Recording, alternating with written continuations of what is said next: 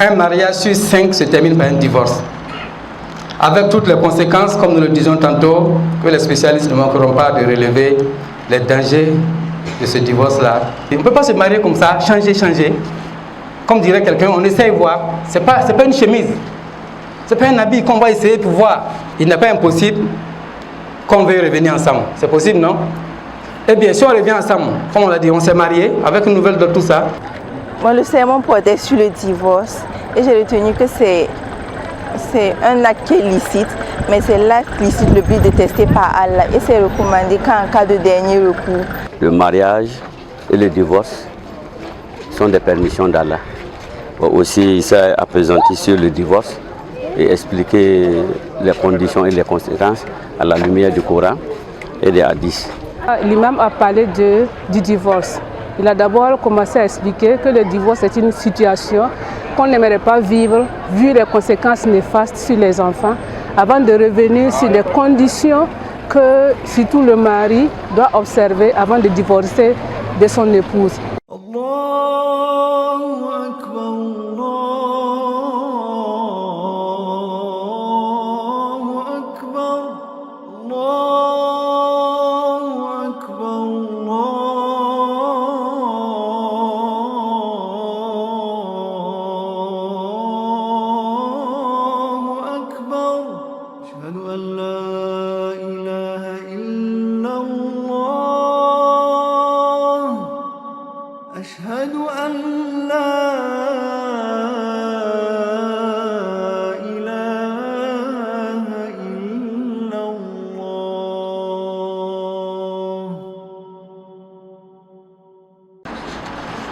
إن الحمد لله نحمده سبحانه وتعالى ونستعينه ونستغفره ونتوب إليه ونعوذ بالله من شرور أنفسنا ومن سيئات أعمالنا من يهده الله فلا مضل له ومن يضلل فلا هادي له أشهد لا إله إلا الله وحده لا شريك له وأشهد أن محمدا عبده ورسوله صلى الله عليه وعلى آله وصحبه ومن اهتدى بهديه إلى يوم الدين. قال جل وعلا يا أيها الذين آمنوا اتقوا الله حق تقاته ولا تموتن إلا وأنتم مسلمون. قال تعالى يا أيها الذين آمنوا اتقوا الله وقولوا قولا سديدا يصلح لكم أعمالكم ويغفر لكم ذنوبكم ومن يطع الله ورسوله فقد فاز فوزا عظيما. صدق الله العظيم وبلغ الرسول الكريم ونحن ذلك من الشاهدين. Alhamdulillah, la louange, toute la louange appartient à Allah. Elle revient à notre Seigneur, l'existenciateur, le créateur par excellence. Nous le louons pour ses innombrables bienfaits et grâces, dont le fait d'avoir fait de nous des musulmans parmi les êtres humains, les créatures qu'il a déjà honorées parmi ces multiples créatures. Alhamdulillah. Nous attestons qu'il n'est du Dieu que lui, unique, sans associer aucun dans son royaume, dans ses noms et attributs. À lui appartiennent les plus beaux noms et attributs. Nous attestons également que Mohammed alayhi salatu wassalam est son serviteur et son messager. Que la paix et le salut en abondance soient sur lui. Mohammed alayhi salatu wassalam, sa famille, ses vertueux compagnons et tous ceux et celles qui les auront suivis dans la voie droite, le sirat al-mustaqim, jusqu'au jour de la reddition des comptes. Qu'Allah nous facilite ce jour-là, les difficultés et les affres de ce grand jour à venir. Qu'Allah nous aide à nous y préparer. Chers frères et sœurs, ce Seigneur-là, il nous interpelle constamment notamment quand il dit aux croyants, craignez véritablement Allah et veillez à ne mourir que dans la foi, que dans la soumission. Qu'Allah nous accorde à tous une belle mort dans sa soumission absolue, dans le tawhid absolu qui lui revient de droit. Alhamdulillah, le thème d'aujourd'hui, chers frères et sœurs, un thème d'une gravité certaine, puisqu'il s'agit de parler d'une institution sociale aussi vieille que le monde. Il s'agit du mariage. Alhamdulillah, c'est une bonne chose qu'Allah nous multiplie les mariages abondants et bénis. Mais en même temps, en parlant de mariage, nous sommes obligés d'aborder ce côté un peu sombre du mariage qu'est le divorce. Chers frères et sœurs, tel est le sujet du jour. A-t-on besoin d'études spécialisées pour constater autour de nous les dégâts, les désastres occasionnés lors de la survenue d'un divorce? Mais si on veut mesurer un tant soit peu la gravité de ce phénomène, chers frères et sœurs, il y a plusieurs façons de le faire. Il y a déjà des statistiques qui parlent d'elles-mêmes, qui font froid au dos. Nous allons juste donner une petite estimation issue, n'est-ce pas, des statistiques de la direction des études sectorielles du ministère de la Justice. Ministère de la Justice, au bas mot, entre 10 et 20% de divorces, de décisions prononcées par le juge de divorce. Là-bas, il y a tout le monde. 10 et 20%, chers frères et sœurs, c'est trop, c'est même trop. Jusqu'à 1/5. C'est comme si on disait, un mariage sur 5 se termine par un divorce. Avec toutes les conséquences, comme nous le disions tantôt, que les spécialistes ne manqueront pas de relever les dangers de ce divorce-là, entre des enfants, le désastre qu'on note sur les enfants. Il y a des choses qu'on n'a pas besoin d'apprendre. On le voit à l'école, à l'université, une dimension socio-affective qui manque à l'enfant. Eh bien, quand on se renseigne des fois, c'est juste, n'est-ce pas, les résultats d'un divorce. Il y a plein de choses.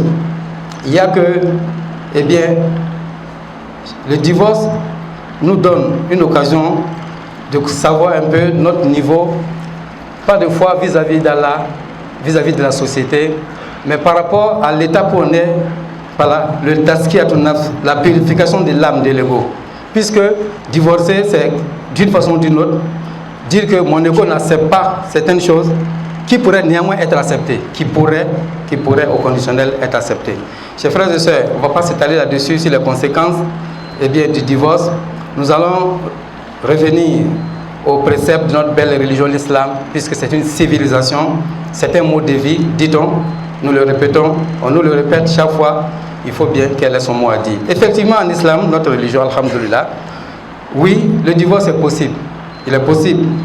Encore une fois, ce qui est fascinant dans notre religion, exaltant, c'est que c'est le juste milieu que l'islam va suivre.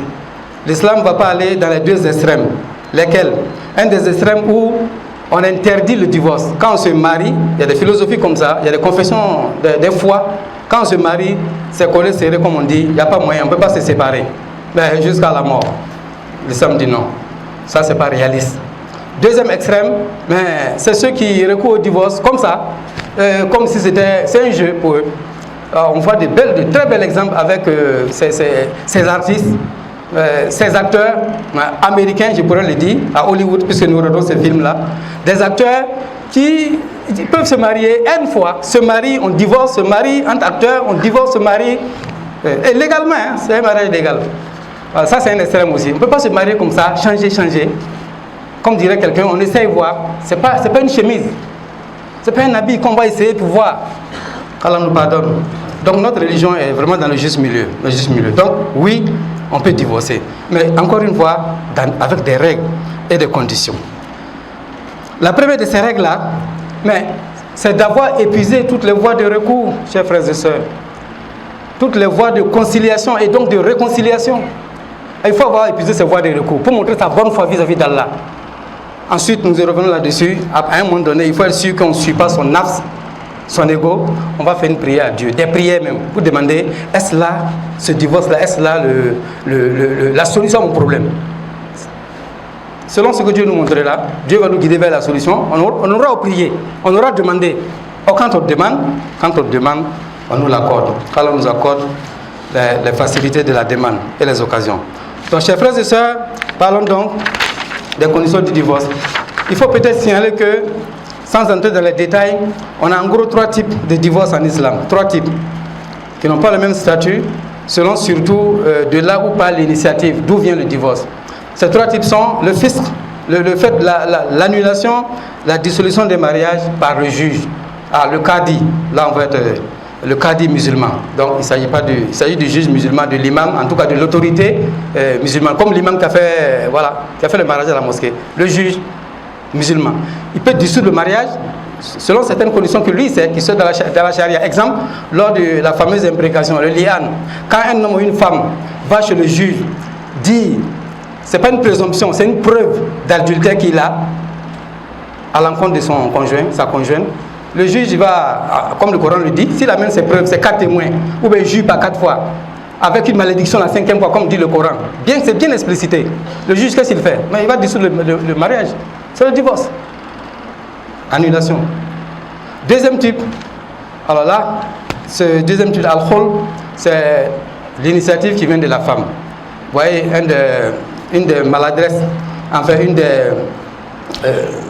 un des éléments qui montre que des gens sont de mauvaise foi. On a écrit, on a répété qu'en islam, c'est une religion injuste parce qu'il n'y a que l'être, il n'y a que l'homme qui a l'initiative du divorce, qu'une femme ne peut pas divorcer. Et pourtant, les textes sont clairs. Une femme peut bien avoir l'initiative du divorce, seulement ce n'est pas la même chose que l'homme, ce n'est pas la même condition. La femme peut racheter sa liberté, comme dit le Coran et la Sunna, moyennant, comme on dit, enfin, elle peut, moyennant une remise, une contrepartie. Cette contrepartie, c'est tout ou partie de la dot. La dot qui a été remise lors du mariage devant Dieu et les hommes, là, devant les imams. En moins ou en plus, tout ça, ça se discute, dit le Coran. La femme peut le faire. Même si ce n'est pas aussi fréquent que cela. Le troisième cas sur lequel nous allons un tout petit peu revenir, s'étaler, c'est le talaq. C'est la forme la plus fréquente. Alors, le talaq, chers frères et sœurs, parce que celle-là, enfin, cette façon de divorcer, elle provient de l'être humain, elle provient précisément de l'homme, du mari. Alors, quelles sont les règles que notre religion nous enjoint de respecter si on veut vraiment l'agrément d'Allah, même dans le divorce? Et soit dit en passant, ce hadith-là que tout le monde connaît, on ne l'a pas cité parce que ça fait l'objet de divergence par rapport à son authenticité, peu importe, n'est-ce pas? La chose, parmi les choses licites là, il y a le divorce, c'est licite. Mais elle est néanmoins détestée par Allah subhanahu wa ta'ala, qu'Allah nous pardonne. Parmi les choses licites, celle qui est la plus détestée d'Allah, c'est le divorce. Dis 1 à 10. N'est-ce pas? Alors, si c'est cela, nous allons beaucoup faire attention, nous allons demander à Allah son soutien. Chers frères et sœurs, quand on veut divorcer, alors on a certains sentiments, on a des contextes un peu de conflits, des querelles, des mésententes, des incompréhensions. Ça arrive dans tous les couples, normalement constitués. Alors le Coran dit la première étape, avant d'en arriver au divorce, c'est la médiation. Quand c'est comme ça, vous qui êtes à côté, les témoins, tous ceux qui sont chargés de faire réguler la société, qui veulent le bien, cherchez un témoin, un membre de la famille de la femme, un membre de la famille de l'homme, réunissez-les, qu'ils tâchent de trouver une solution au problème. C'est ce que le Coran dit, mais est-ce que nous on le fait? Alors on peut user de tous les autres moyens, aller voir les imams, les sages, tout ça, on peut le faire. Maintenant, si on en arrive à la décision de divorcer, nous parlons de l'homme, cher frère. C'est de toi qu'il s'agit, c'est de moi qu'il s'agit.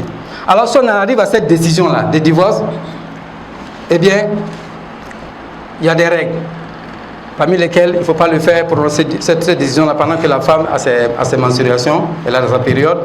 Eh bien, on va supposer que l'homme veut divorcer. Il dit à la femme que tu es divorcée, ou par tout autre moyen en tout cas, qui ne laisse pas l'ombre d'un seul doute. La femme considère qu'elle est divorcée. Mais voilà la grande différence avec nous, la sagesse d'Allah. Il dit quand c'est comme ça, dans cette situation, nous sommes dans un divorce, je veux divorcer. La femme sait que je veux divorcer, je lui ai fait part de mon intention, elle reste quand même dans la maison pendant une période d'observation. La idda, que le Coran appelle. C'est la idda, la femme divorcée, qui est de 3 mois. Salasa al-Koro, Salasa al-Koro. 3 mois, 3 cycles menstruels. Donc elle est considérée comme divorcée, mais elle est dans la maison. Et on lui fait habituellement ce qu'on lui fait, la prise en charge alimentaire, tout ce qu'on veut. La seule chose qui soit, on va dire, entre guillemets interdit, c'est le rapport intime. Nous allons voir pourquoi justement. Pendant ces 3 mois, elle doit rester dans la maison, comment les gens l'appellent, séparation de corps. En tout cas, elle est dans la maison, elle ne doit pas quitter. Maintenant, pendant ces 3 cycles menstruels, où on attend, si en tant l'homme, Dieu seul sait comme il a dit, on ne sait pas ce que Dieu va susciter dans ton cœur, dans le cœur de la femme, dans ton environnement.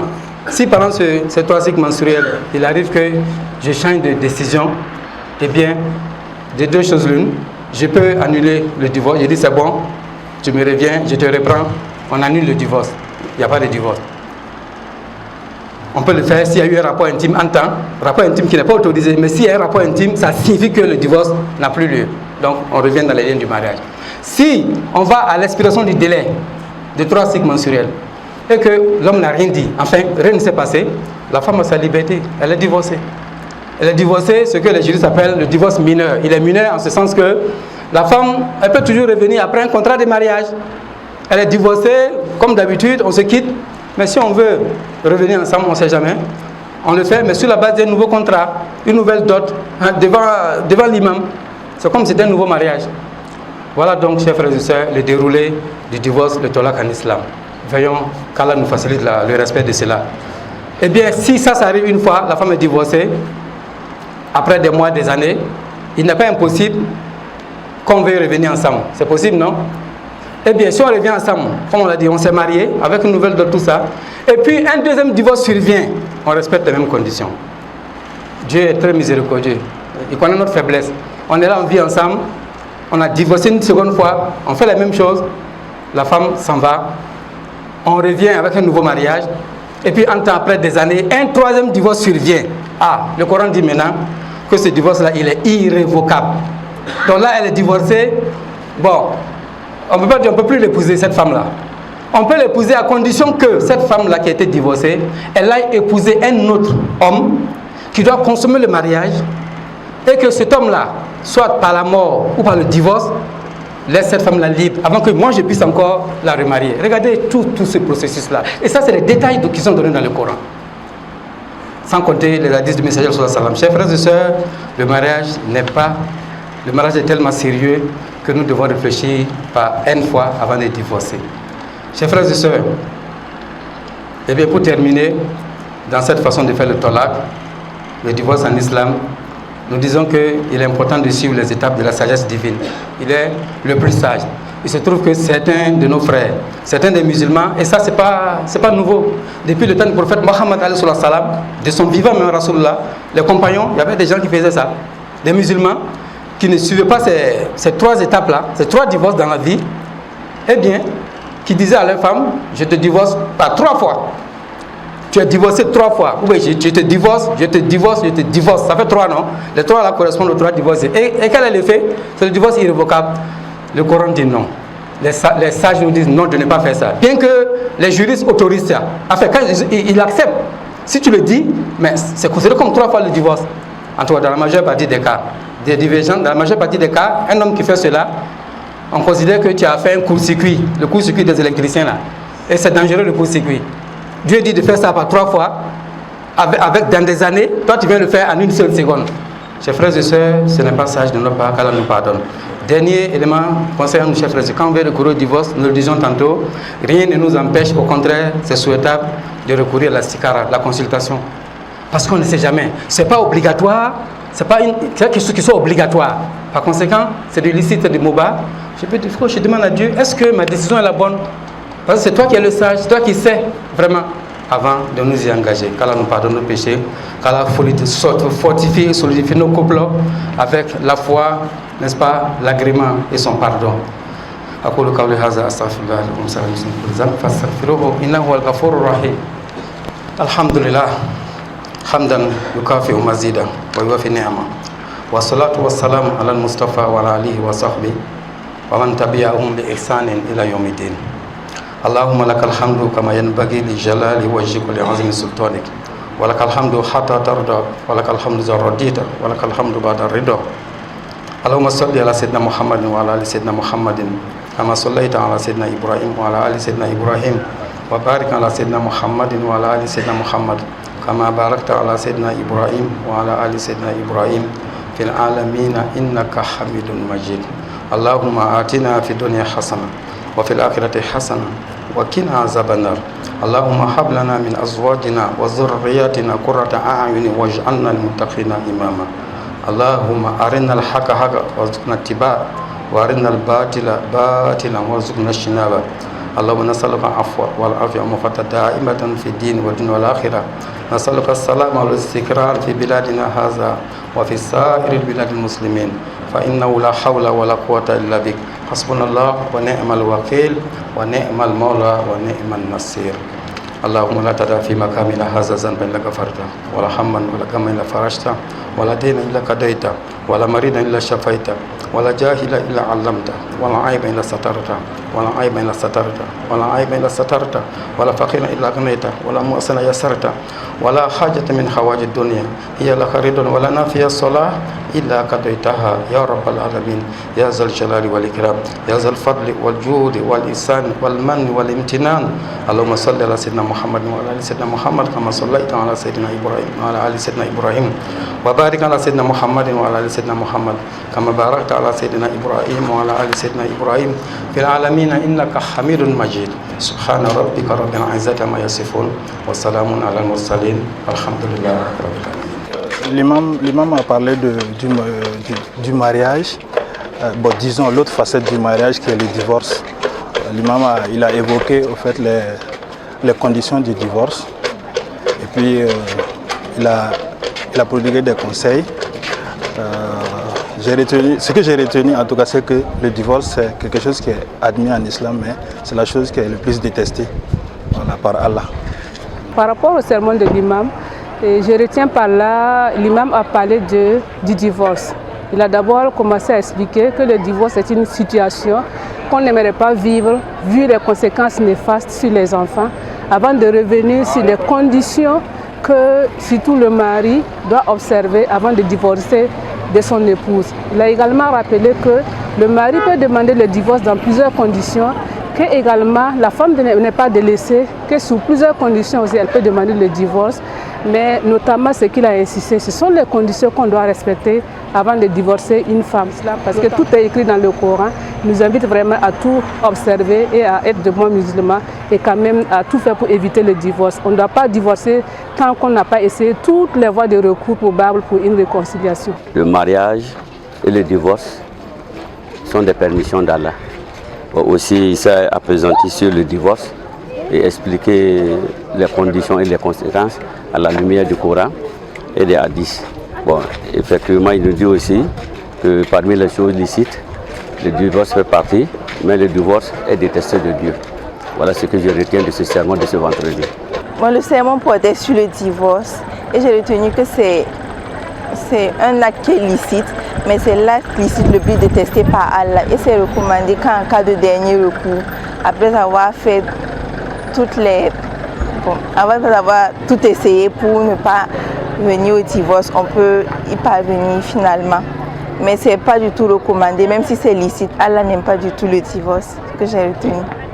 Bon, il faut essayer de communiquer, demander de l'aide aux parents, aux familles pour intervenir. Le divorce, c'est pas du tout, bon, c'est pas recommandé. Ça a beaucoup de répercussions négatives sur la famille. Merci beaucoup. Donc par la grâce d'Allah, la khutbah, le thème du jour portait sur la question du divorce. Le divorce en islam, dans la religion musulmane. Essentiellement, il s'est agi dans un premier temps de montrer, de rappeler les conséquences néfastes